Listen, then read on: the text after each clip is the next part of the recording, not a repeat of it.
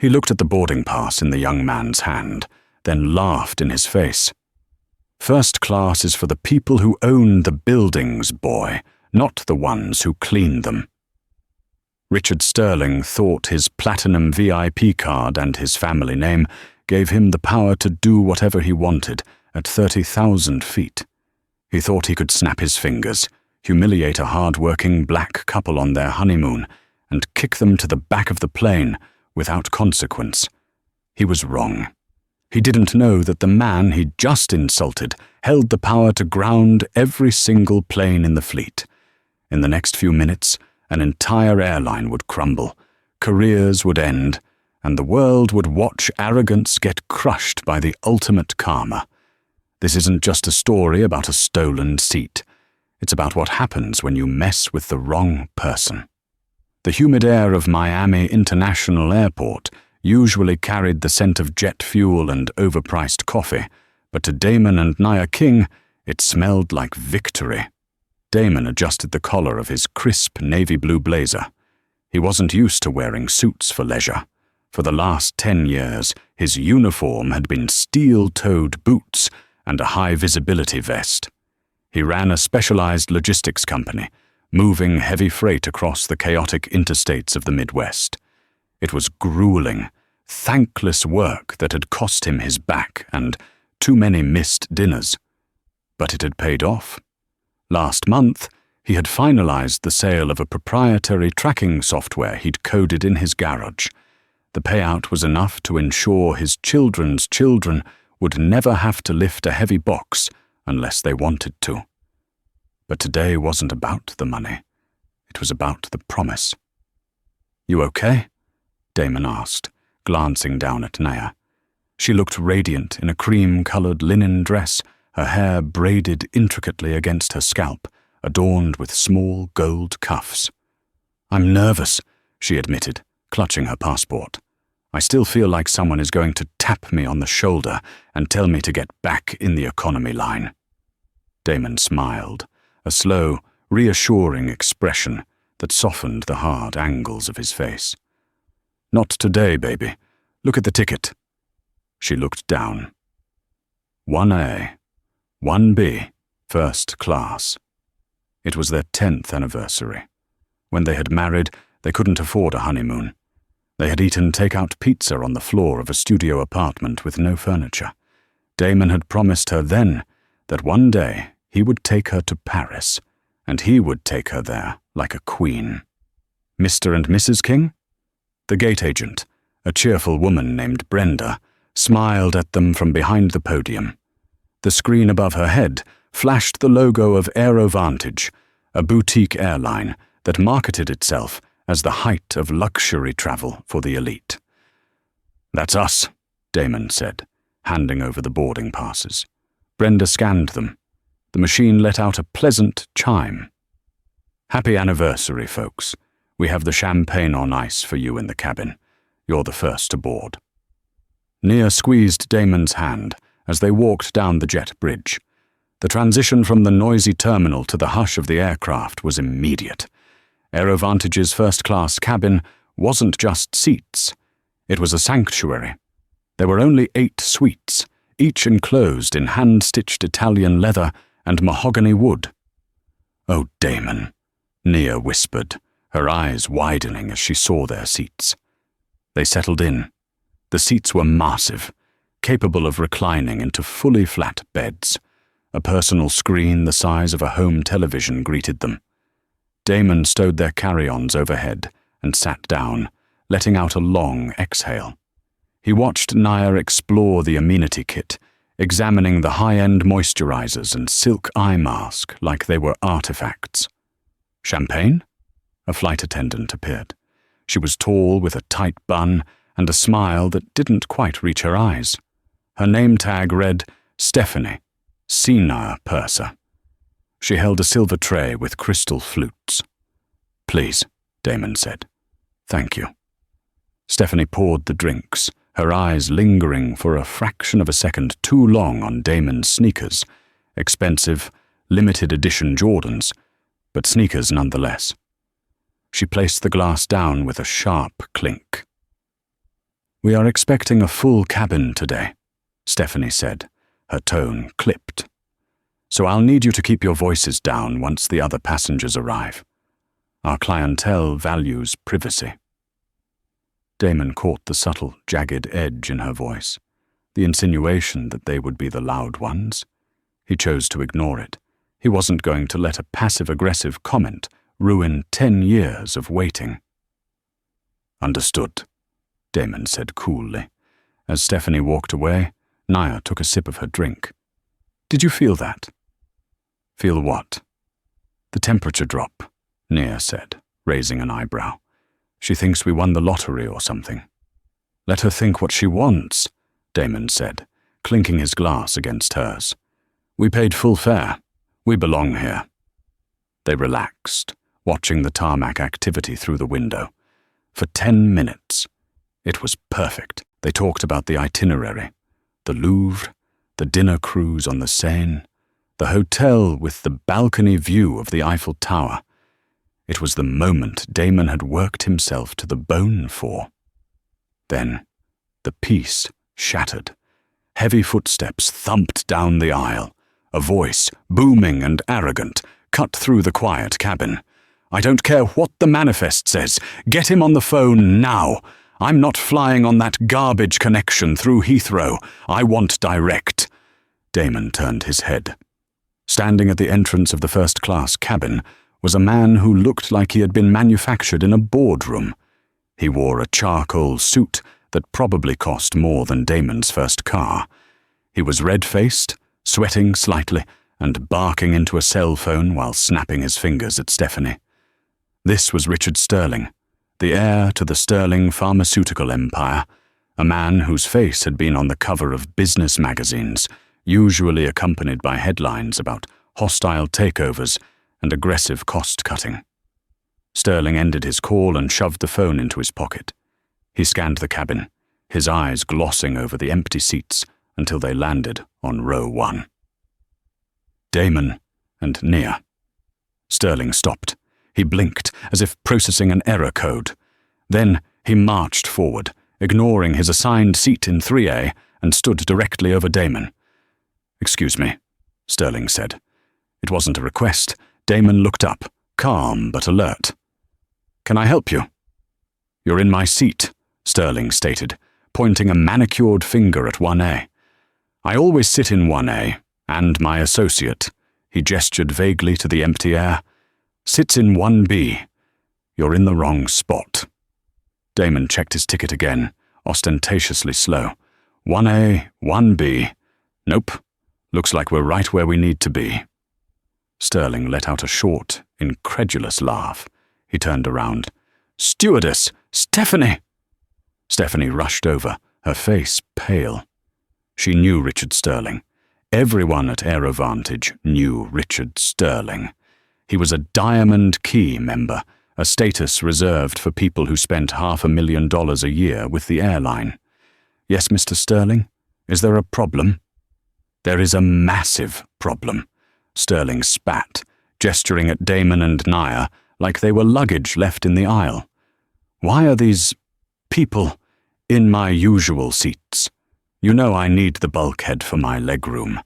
I have a meeting in Paris as soon as we land. I need to sleep." Stephanie looked at Damon, then back at Sterling. She swallowed hard. "Mr. Sterling, these passengers booked these seats months ago. The manifest shows—" "I don't give a damn about the manifest," Sterling shouted, causing Naya to flinch. "I booked my ticket this morning. My assistant specifically requested the bulkhead. Are you telling me you gave priority to—" He looked Damon up and down, sneering at the hoodie Damon had tied around his waist. "To tourists over a Diamond Key member?" Damon unbuckled his seatbelt. The click was loud in the silence. He stood up. Damon was 6'2", broad-shouldered from years of lifting crates. Sterling was tall, but he was soft. "Watch your tone," Damon said, his voice low and rumbling. "We paid for these seats. We're not moving.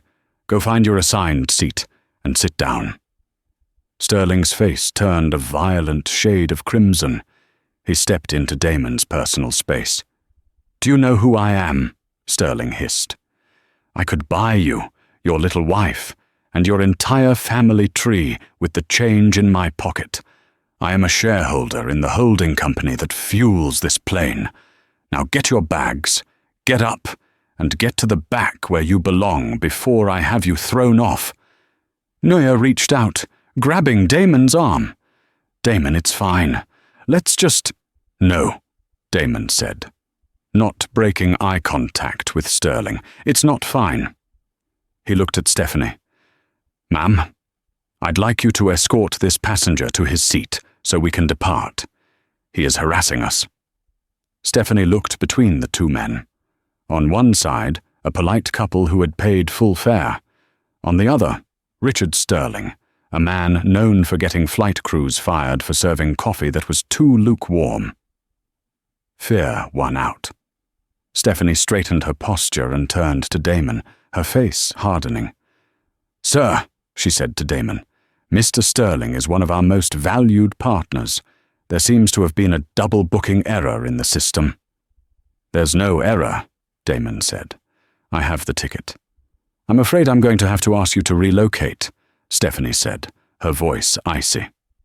Damon stared at her. "Relocate to where?" "We have 2 seats available in Economy Plus," Stephanie said. "Row 22. "Row 22? Neuer gasped. "But we paid $5,000 for these seats." "You will be refunded the difference," Stephanie said dismissively. "Now please gather your things. We are delaying departure." "This is insane," Damon said, his hands balling into fists. "You are kicking us out of first class because this guy threw a tantrum?" "I am moving you for operational security," Stephanie lied smoothly. "You are becoming aggressive, sir. If you do not comply, I will have to call the captain and have you removed from the flight entirely." Sterling smirked, crossing his arms. "You heard the lady, boy.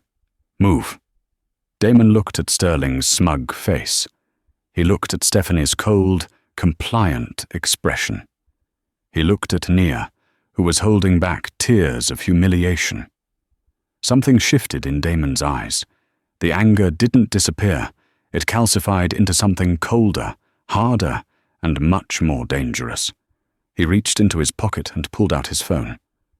"Okay," Damon said softly. "You want us to move?" "We'll move." "Damon, no," Nia whispered. "Trust me," Damon said to her. He looked at Stephanie. "But I want it on the record. You are denying us the service we paid for to accommodate Mr. Sterling's personal preference.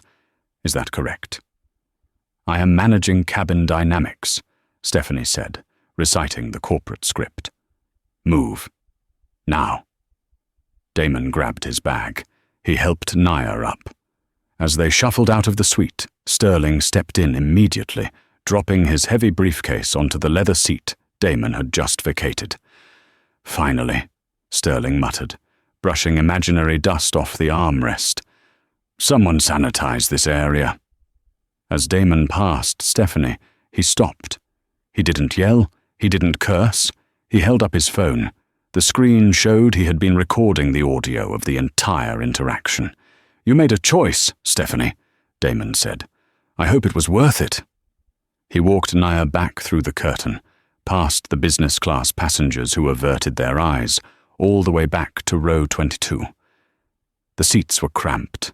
The air was stuffy. Nia wiped a tear from her cheek. "I wanted this to be special." Damon pulled out his phone again.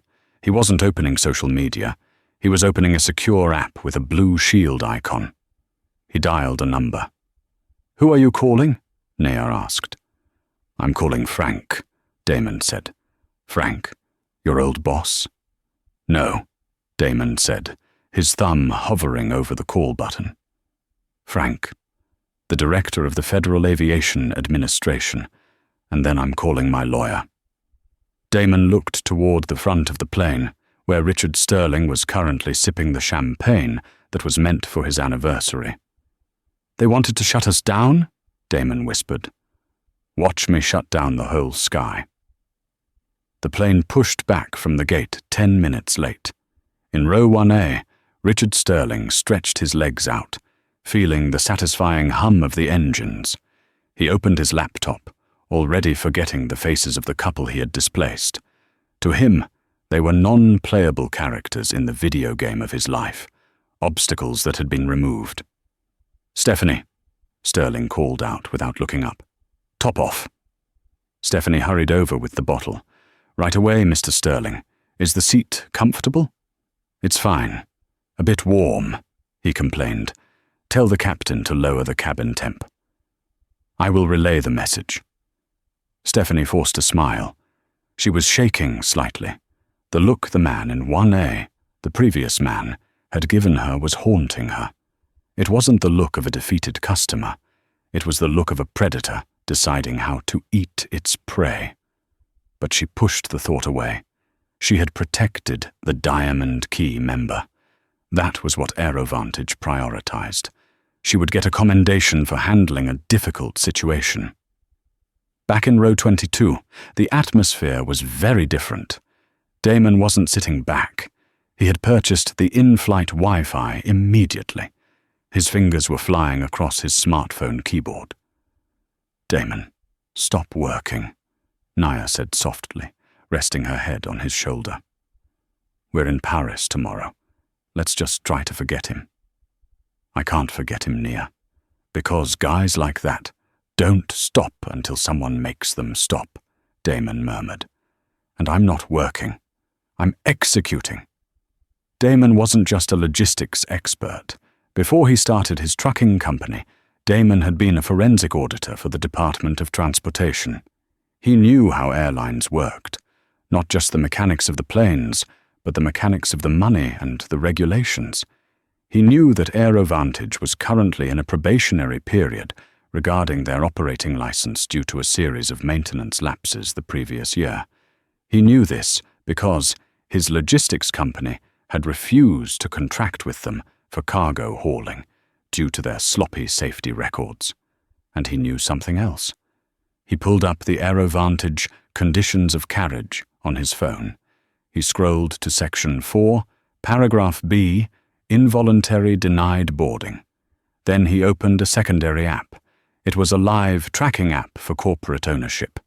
He searched Richard Sterling, Sterling Pharmaceuticals, Sterling Holdings, Sterling Holdings. Damon's eyes narrowed. Sterling Holdings was listed as a minority investor with voting rights in the shell company that leased the aircraft to AeroVantage. "Gotcha," Damon whispered. "What is it?" Naya asked. "Sterling isn't just a passenger," Damon said, showing her the screen. "He's technically a part owner of the plane, and he just used his position to kick a paying customer out of a seat to facilitate his own travel. That's not just rude, Nia. That's a violation of federal aviation statutes regarding insider privilege and passenger rights. It's illegal to prioritize operational staff or owners over revenue passengers without declaring a safety emergency. So what does that mean?" "It means," Damon said, "that the captain just signed off on a federal crime."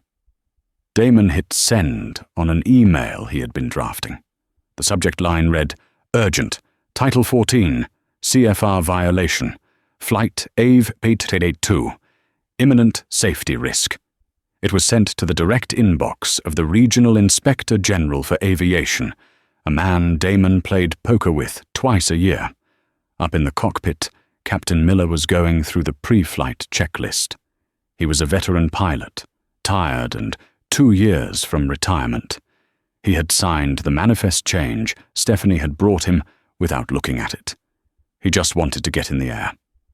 "Tower, AeroVantage 882, ready for taxi," Miller said into his headset. "AeroVantage 882, Tower. Hold position." The air traffic controller's voice came back. It sounded different. Tense. "Tower, we are at the hold line. Is there traffic?" "AeroVantage 882, hold position immediately. Do not, I repeat, do not enter the active runway. You have been flagged." Captain Miller frowned. "Flagged? By who?" Company dispatch? There was a pause. The static hissed in his ear. Negative 882. You've been flagged by the FAA Regional Director. They are ordering an immediate return to gate. Ground stop order issued for your specific aircraft. Miller's blood ran cold. Ground stop? For what reason? Reason cited.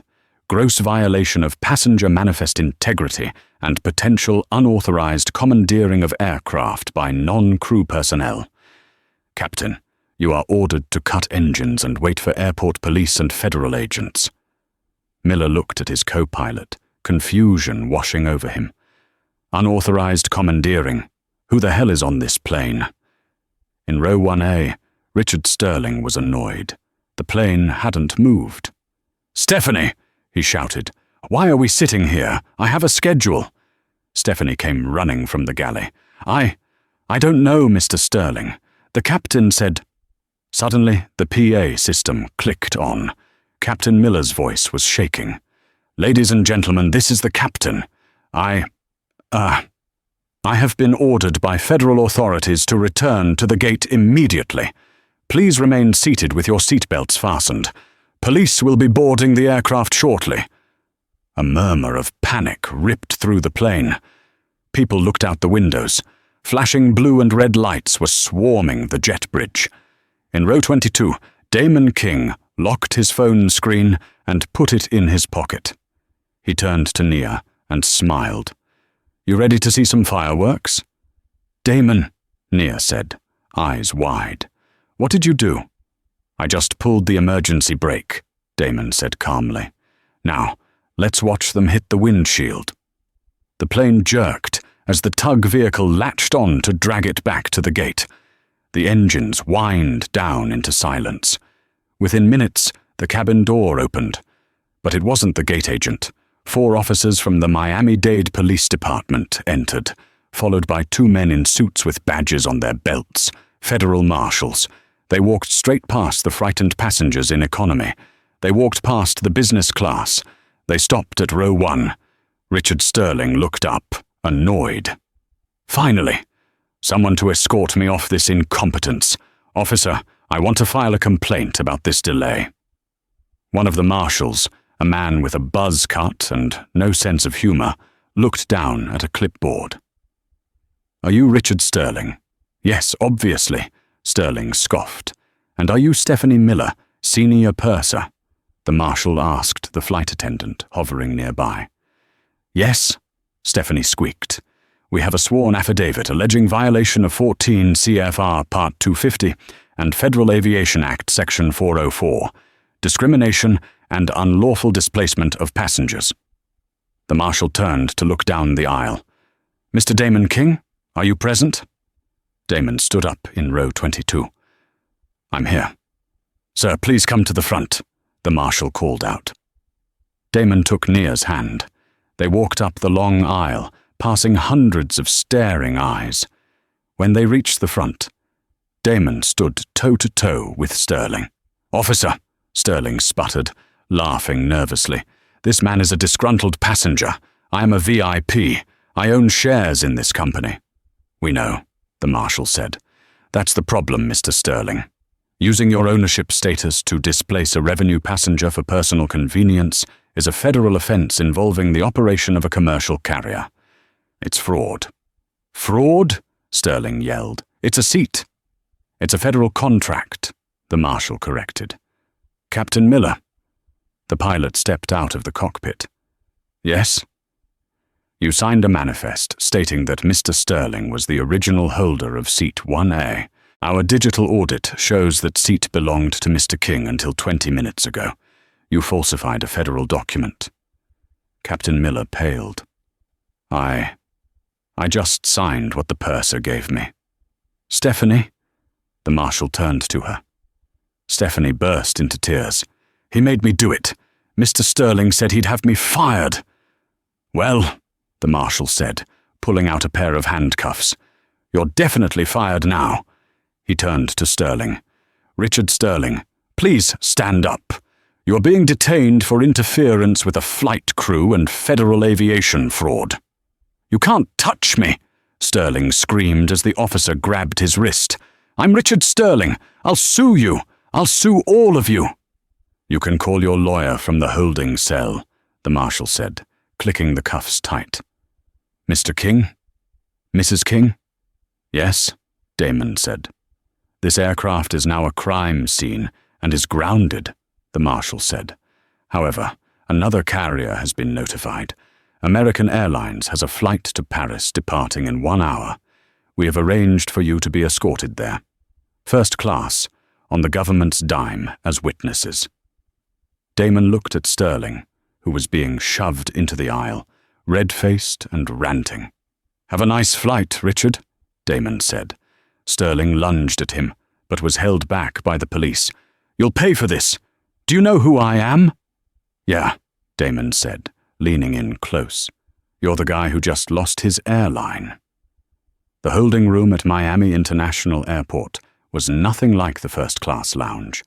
It was a windowless box painted a depressing shade of beige, smelling of industrial cleaner and stale sweat.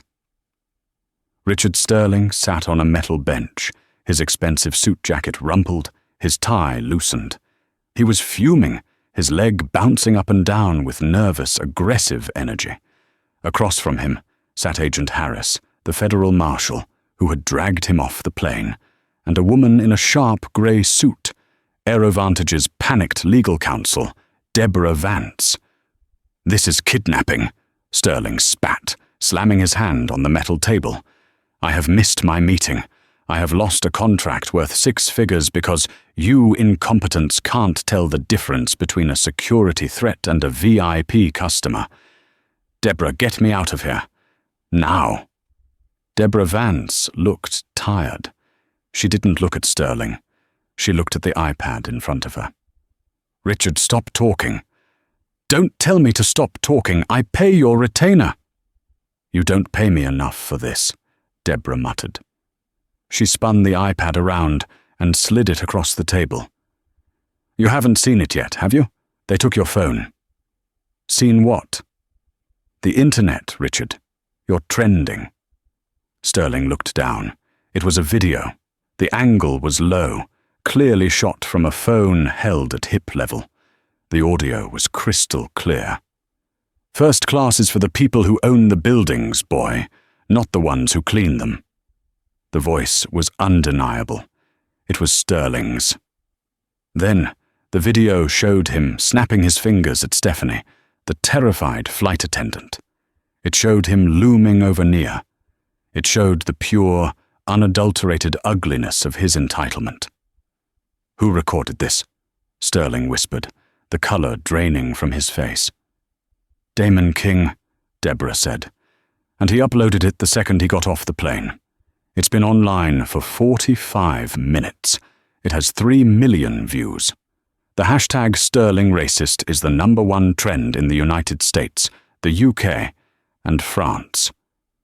Sterling stared at the screen. It's out of context." "There is no context where that sentence is acceptable, Richard," Deborah snapped, losing her composure. "And it gets worse, because Damon King isn't just a random passenger. You picked a fight with the wrong man. He's a truck driver. I saw his shoes." "He owns King Logistics," Agent Harris interjected, leaning forward. "He holds government contracts for moving hazardous materials. He has higher security clearance than you do. And more importantly, he knows the regulations better than your pilots do." Harris opened a folder.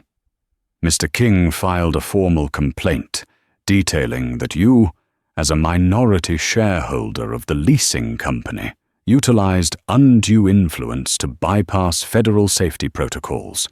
He alleged that Airovantage has a culture of bypassing rules for profit." "That's ridiculous," Sterling scoffed, trying to regain his footing. "He's just angry." "Is he?" Harris raised an eyebrow.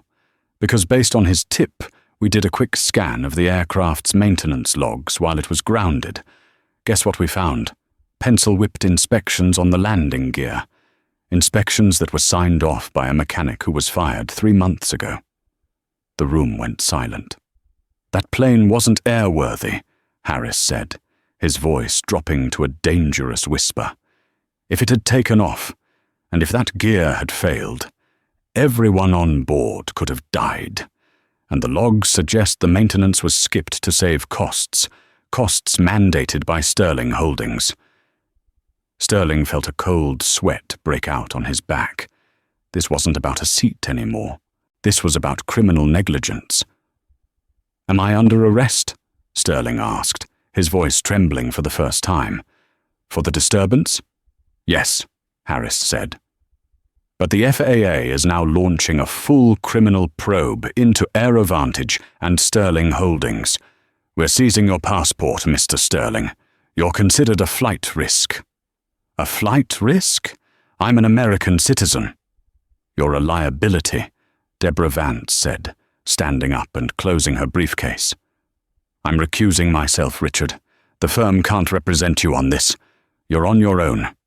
"You can't leave me here," Sterling screamed as she walked to the door.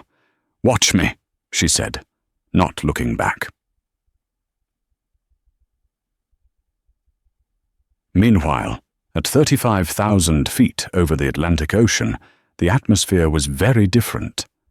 Damon and Naya were seated in the flagship first cabin of an American Airlines Boeing 777. The seats were swivel chairs that converted into desks. The champagne was vintage Dom Perignon. The flight attendants, who had been briefed on who they were carrying, were treating them like royalty. Genuine royalty, not the transactional sucking up that Stephanie had performed. Damon was staring out the window at the clouds, his expression pensive. Nia reached across the aisle and took his hand. "You okay?" she asked softly. Damon looked at her. "I am. I hate that we had to go through that to get here." "You stood up for us," Nia said. "You didn't just take it. Most people would have just moved to row 22 and complained about it later." "That's the problem, Nia. Men like Sterling count on that. They bank on our silence. They think their money buys them the right to treat people like furniture." Damon took a sip of water. "I checked the stock market before we took off. And AeroVantage stock dropped 14% in 1 hour. Sterling Holdings is down 8%. He lost about $40 million while we were taxiing to the runway." Nia's eyes widened. 40 million. "Damon, isn't that enough?" Damon shook his head slowly. "No. Money comes back. Reputation is harder to fix. But what I really want, I want to make sure he never has the power to do this to anyone else again." He pulled out his phone, connecting to the plane's Wi-Fi. He had an email from his lawyer. Subject: the FAA audit. Message: "Damon, you were right. The tip on the maintenance logs paid off. The Inspector General is grounding the entire AeroVantage fleet effective 6 a.m. tomorrow. They found systemic corruption. Sterling is going to be indicted for fraud."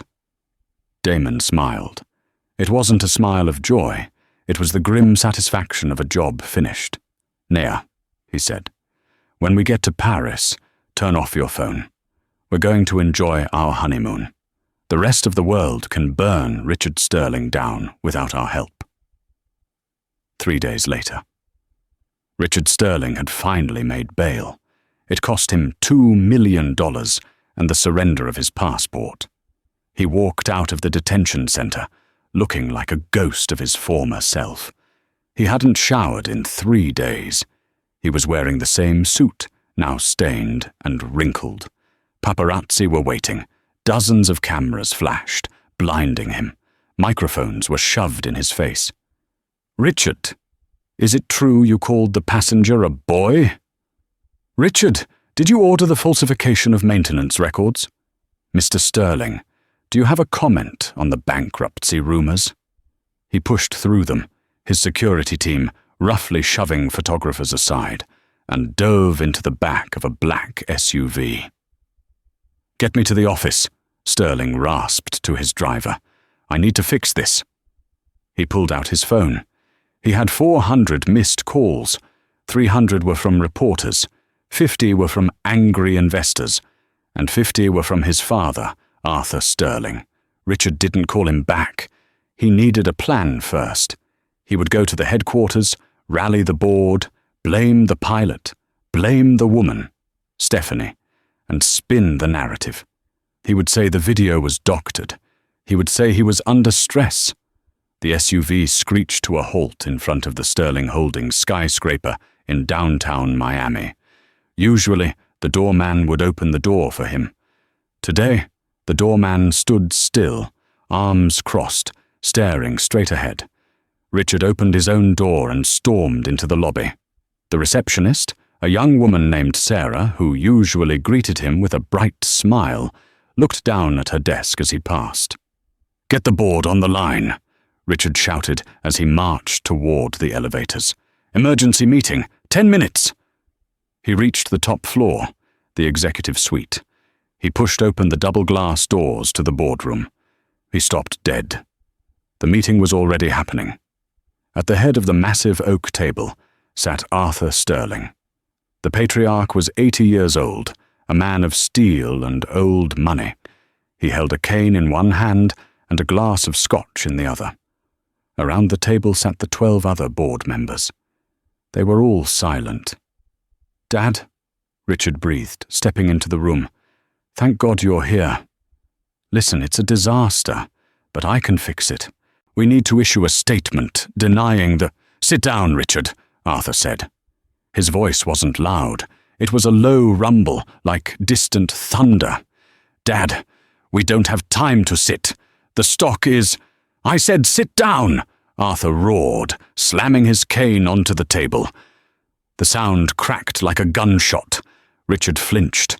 He walked to his chair, the one to the right of his father, and sat. Arthur looked at his son with eyes devoid of love. Only disappointment remained. "Do you know how much money this family has lost in the last 72 hours?" Arthur asked quietly. "It's a fluctuation, Dad. It's the news cycle. It'll blow over." "Aerovantage has been grounded indefinitely by the FAA," Arthur said. "Their operating license has been suspended. The leasing company is suing us for breach of contract. Our pharmaceutical division is facing a boycott from 3 major hospital chains who refuse to do business with a company run by a bigot, as they put it in their press release." Arthur slid a piece of paper across the table. "What is this?" Richard asked. "It's your resignation," Arthur said. Richard felt like he had been punched in the gut. "Resignation? Dad, you can't be serious. I built the airline division. You destroyed it," Arthur yelled.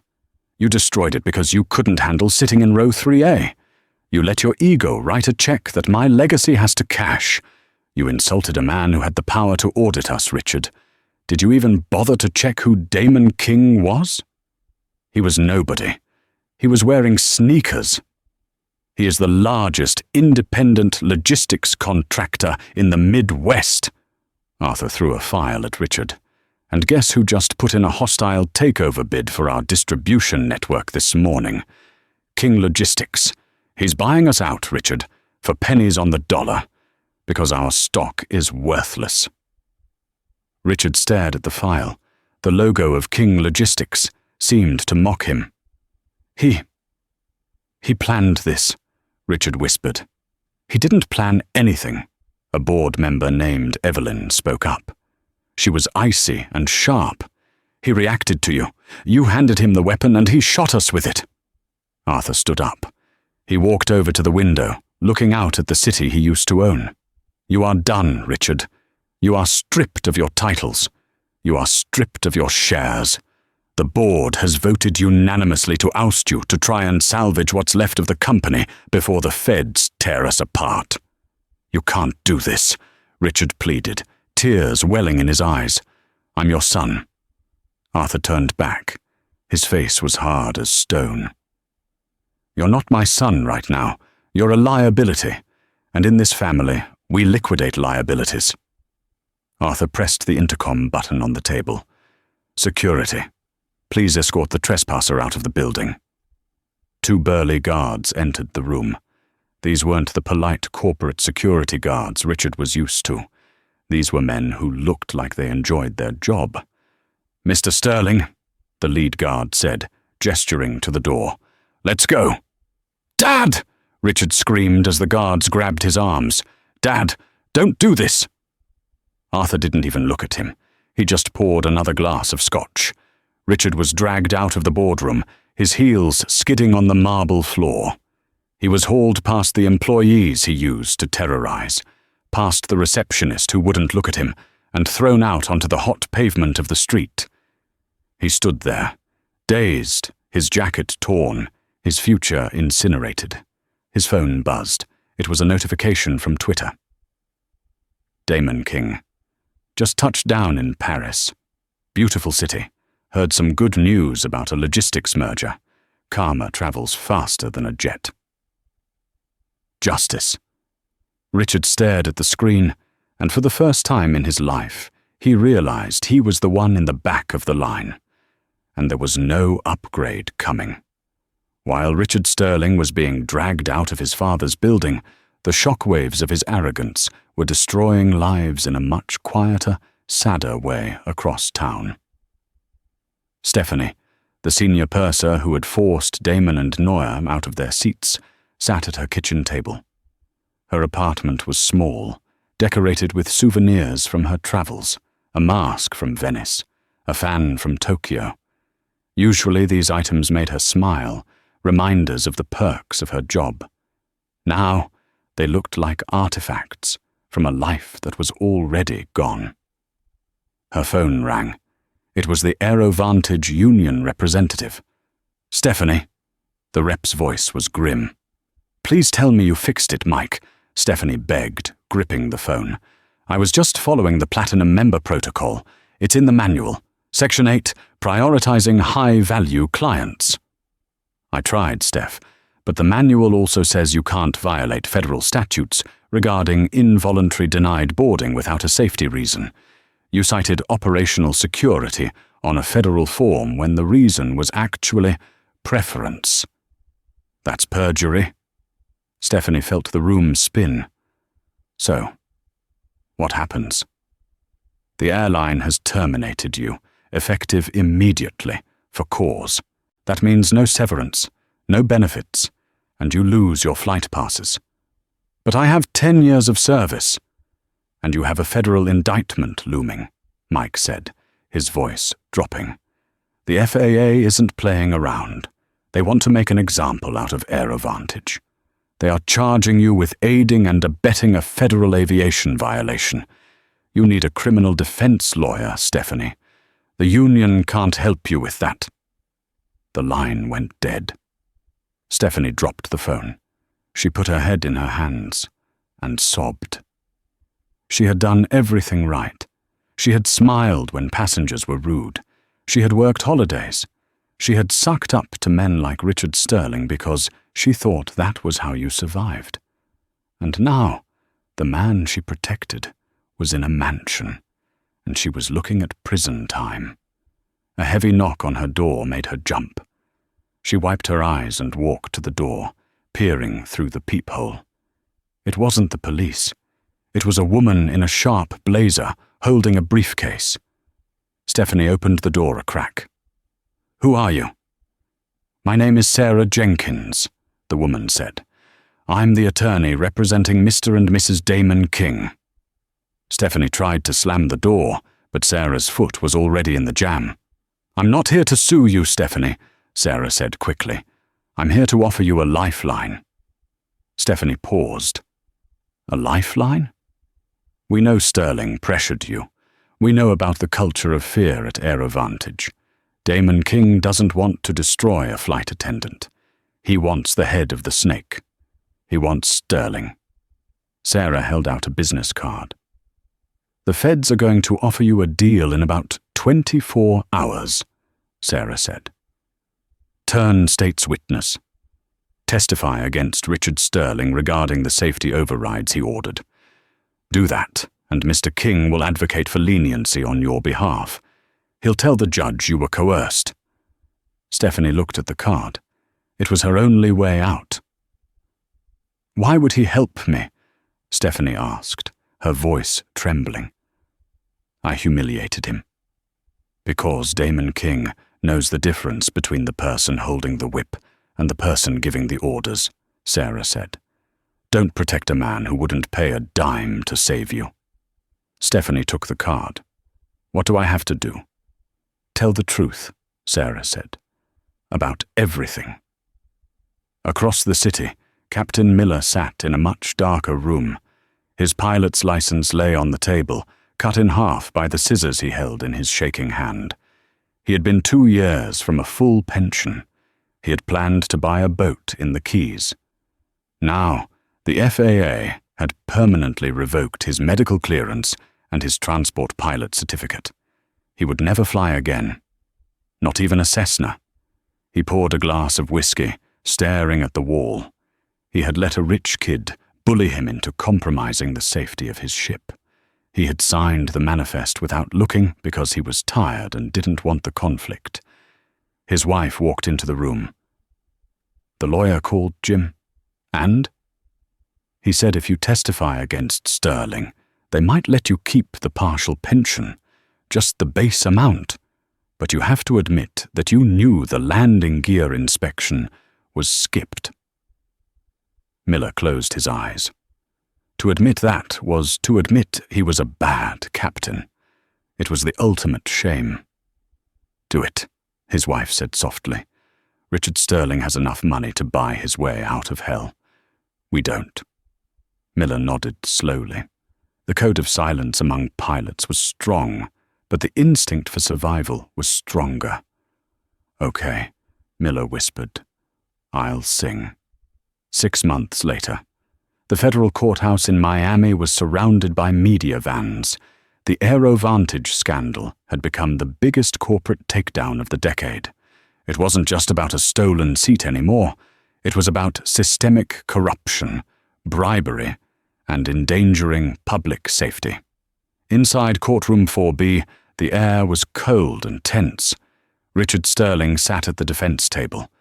He looked different. The arrogance was still there, but it was brittle now. He had lost weight. His hair was thinning. He was currently out on bail, living in a rented condo because his assets had been frozen by the SEC. On the other side sat the prosecution team, led by a ruthless assistant U.S. attorney named Marcus Thorne, and sitting in the front row of the gallery, calm and composed, were Damon and Nia King. They had returned from their honeymoon months ago. Damon's company had successfully acquired the logistics arm of Sterling Holdings, stripping Richard of his last remaining power base. But Damon wasn't here for business. He was here for closure. The prosecution calls Damon King to the stand. Damon walked to the witness box. He wore a charcoal suit, perfectly tailored. He looked every inch the CEO he was. He swore the oath and sat down. "Mr. King," Thorne began, "can you describe the events of October 14th? "I can," Damon said, his voice steady. He recounted the incident, the insults, the racial slurs, the forced removal. He spoke without anger, just cold, hard facts. Sterling's defense attorney, a high-priced fixer named Mr. Blackwood, stood up for cross-examination. He knew he couldn't win on the facts, so he tried to attack Damon's character. "Mr. King," Blackwood said, pacing, "you claim you were humiliated. Yet isn't it true that you used this incident to launch a hostile takeover of my client's company?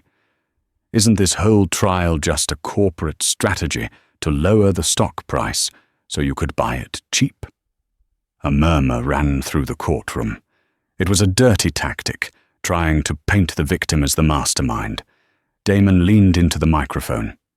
"I bought the company because it was being run by incompetents who thought safety regulations were suggestions. The stock price dropped because your client was exposed as a fraud, not because I wanted a discount. I don't need discounts. I can afford full price." "Objection!" Blackwood shouted. "The witness is hostile." "The witness is telling the truth," the judge said dryly. "Overruled." Blackwood floundered for a moment, then sat down. He knew he had lost that round. "The prosecution calls its final witness," Thorne announced. "We call Stephanie Vance." A gasp went through the room. Sterling whipped his head around. He hadn't known Stephanie was on the witness list. He had assumed she was long gone, buried under her own legal troubles. Stephanie walked in. She looked stronger than she had 6 months ago. She kept her eyes fixed on the judge, refusing to look at Sterling. "Miss Vance," Thorne said, "you were the senior purser on the flight?" "Yes." "Why did you move, Mr. King?" "Because Richard Sterling told me to." "And why did you listen to him? Was it company policy?" "No," Stephanie said, her voice clear. "It was fear. Mr. Sterling frequently threatened the jobs of crew members who didn't bend the rules for him. He told us that because his family owned the leasing company, he was the law on that plane." "Did he ever ask you to ignore safety protocols?" "Objection," Blackwood screamed. "Hearsay." "I have the emails," Stephanie said, cutting through the lawyer's shouting. She pulled a stack of papers from her pocket. "I printed them before my access was revoked. Emails from Richard Sterling to the flight operations team." The courtroom went dead silent. "Read the highlighted section, please," Thorne said. Stephanie held up the paper. Her hands were shaking, but her voice was strong. Email dated August 12th. Subject: maintenance delays. Content: I don't care about the landing gear sensor glitch. Override it. I need that bird in the air for the Aspen trip. If the pilots refuse, find me pilots who want to keep their jobs. Just get it done. Pandemonium broke out. The gallery erupted. Reporters were typing furiously. That email was the smoking gun. It proved that Sterling wasn't just a rude passenger. He was actively ordering the bypass of critical safety sensors. He was gambling with lives.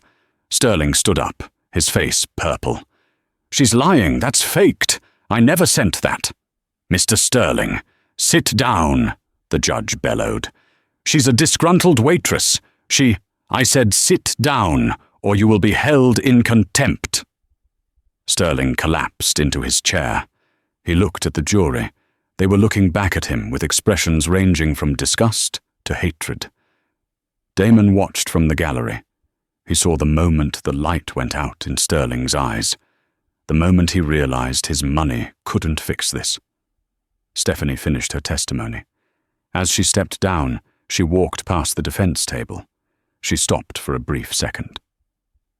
"First class is for people with class, Richard," she whispered. "Not you." The prosecution rested. The defense rested immediately. They had nothing. The jury deliberated for less than 3 hours. They returned a verdict of guilty on all counts: wire fraud, conspiracy to violate Aviation Safety Act, and interference with a flight crew. The judge looked at Sterling. "Richard Sterling, you treated the skies like your private playground. You endangered hundreds of lives to satisfy your own ego. You are hereby remanded to custody immediately pending sentencing. Bail is revoked." The bailiff moved in. This time there was no protest. Sterling stood up, his legs weak. He held his hands out, and the handcuffs clicked shut. The sound echoed in the silent room. As they led him away, Sterling looked into the gallery. He locked eyes with Damon. Damon didn't smile. He didn't wave. He just nodded, once. A final acknowledgement that the balance had been restored. Sterling was led out a side door to a holding cell, destined for a federal prison, where the only seat available was a metal bench bolted to a concrete floor. Damon stood up and buttoned his jacket. He turned to Naya. "Ready to go?" "Where to?" Naya asked. "Home," Damon said. "I have a company to run, and I think we need to hire a new safety director. I have a feeling Captain Miller is looking for work." Nia smiled. "You're hiring the pilot?" "He made a mistake," Damon said, "but he told the truth in the end. Everyone deserves a second chance, except Richard." They walked out of the courthouse, hand in hand, into the bright Miami sunshine. Behind them, the heavy oak doors closed, sealing the fate of the man who thought he was untouchable. 6 months later, the world had moved on. But for Richard Sterling, time had stopped. Inside the Federal Correctional Institution at Coleman, there were no first-class amenities. There was only the harsh buzz of fluorescent lights and the smell of industrial bleach. Richard, once the heir to a pharmaceutical empire, was now inmate 189-2004, assigned to the sanitation crew. He was on his knees, scrubbing the grout of the communal showers, when a small TV in the break room caught his eye. It was Bloomberg News. The headline read, "King Logistics acquires Sterling Distribution for pennies on the dollar." Richard froze, water dripping from his sponge. On the screen, Damon King stood in front of a warehouse that used to belong to the Sterling family. He looked powerful, calm, and respected. "We're rebuilding this network with a focus on people," Damon told the reporter. "Honesty moves freight faster than arrogance." "Hey, Sterling!" a guard shouted, banging his baton on the doorframe. "Less watching, more scrubbing. You missed a spot." Richard looked at the screen one last time, seeing the man he had tried to crush, now sitting on his throne. He bowed his head and went back to scrubbing the floor. He finally understood his place in the world. 500 miles away, in the gleaming headquarters of King Logistics in Chicago, the mood was very different. Damon sat at his desk, reviewing the acquisition files. There was a knock at the door, and a man in a high-visibility vest walked in. It was Jim Miller, the former Aerovantage captain. He looked 10 years younger. "Safety checks are complete on the new fleet, boss," Miller said confidently. "We grounded 2 trucks, not taking any chances." "Good work, Jim," Damon nodded. "Safety first." As Miller left, Stephanie walked in. She was no longer wearing a flight attendant uniform. She wore a sharp blazer with a King Logistics ID badge. "Mr. King," she smiled. "The new customer service training is a hit. The staff feels empowered." "Glad to hear it, Stephanie. Keep it up." Damon had hired them both. He knew that Miller and Stephanie were good people who had been trapped in a bad system. He gave them a second chance, and they were thriving. When they were alone, Naya walked over to the desk and sat on the edge, taking Damon's hand. "You know," she teased, "we have that expansion meeting in Tokyo next week. It's a 14-hour flight." Damon groaned playfully. "Don't remind me." "How do you want to fly?" Naya asked, her eyes twinkling. "Private jet? You can certainly afford it now." Damon looked at the photo of them from 10 years ago, eating pizza on the floor of their empty apartment. He shook his head. "Nah," Damon said, standing up and buttoning his jacket. "Let's fly commercial, first class." "Are you sure?" "Absolutely," Damon said, a wolfish grin spreading across his face. "But this time, if anyone asks me to move, I'm just going to buy the whole damn airline." Nia laughed and kissed him. They looked out the window at the city skyline, 2 monarchs of their own making. They had proven that dignity isn't something you buy with a platinum card. It's something you carry in your soul. And karma? Karma was just a flight that always arrived on time. And that is how Richard Sterling went from sipping champagne in seat 1A to scrubbing prison showers in cell block C. It's a brutal reminder that money might buy you a first-class ticket, but it can't buy you class, and it certainly can't save you when you cross the wrong person. Damon King didn't just get revenge, he got justice, and he lifted everyone else up with him. What did you think of this story? Did Richard deserve his fate, Or was prison too harsh for a stolen seat? Let me know your thoughts in the comments below. If you enjoyed this story of instant karma, please smash that like button. It really helps the channel grow. Don't forget to subscribe and turn on notifications so you never miss a story. Share this video with a friend who needs a reminder that the good guys do win in the end. Thanks for watching, and I'll see you in the next one.